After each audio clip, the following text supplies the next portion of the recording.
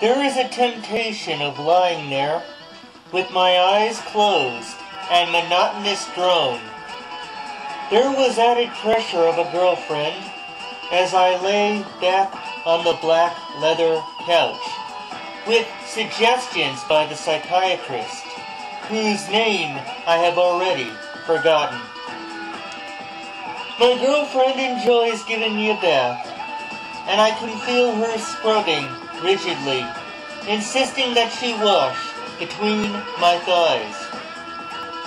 The psychiatrist sits nearby, breathing, as his words touch my ears without meaning. His words are like disturbed mental patients, attempting to communicate language. I see my ex-girlfriend in a coffin. 10 years ago, a drunk driver killed her, and her orifices were stuffed with cotton.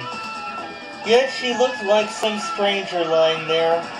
Her skin was stretched cloth, wasting away.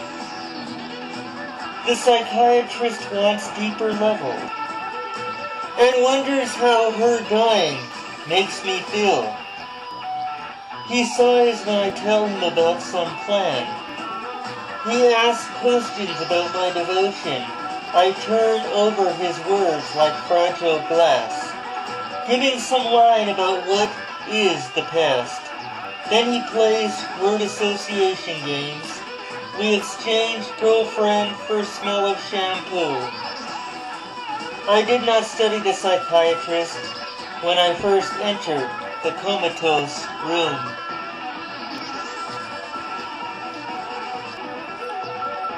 His clean-shaven neatness strikes me at first. I wonder if he shaves his pubic hairs as I look at his reflective, bald head. When he asks about love, I say nothing.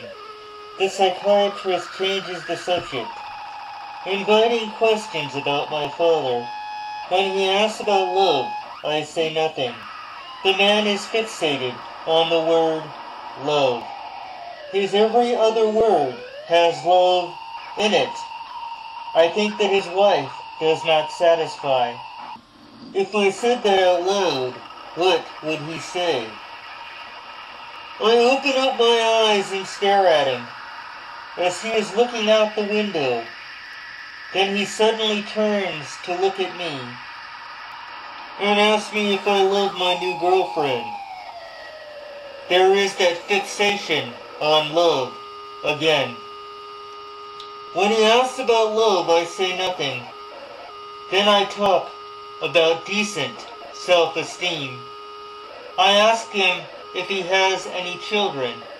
He looks through the papers in front of him, and so I look away and close my eyes.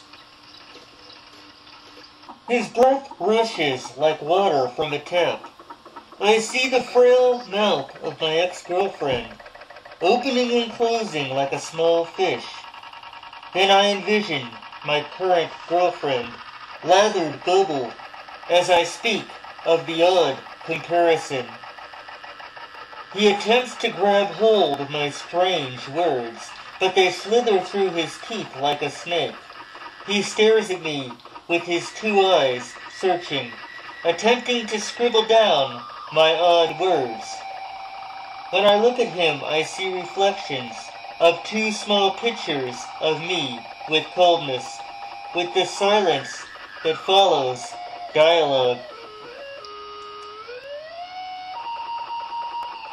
The psychiatrist looks at his papers. His hands move over the crumpled pages, with his pen scribbling word after word, like a frightened cat scared by a big dog. Looking at his clock, he ends the session. He talks about meeting every Friday.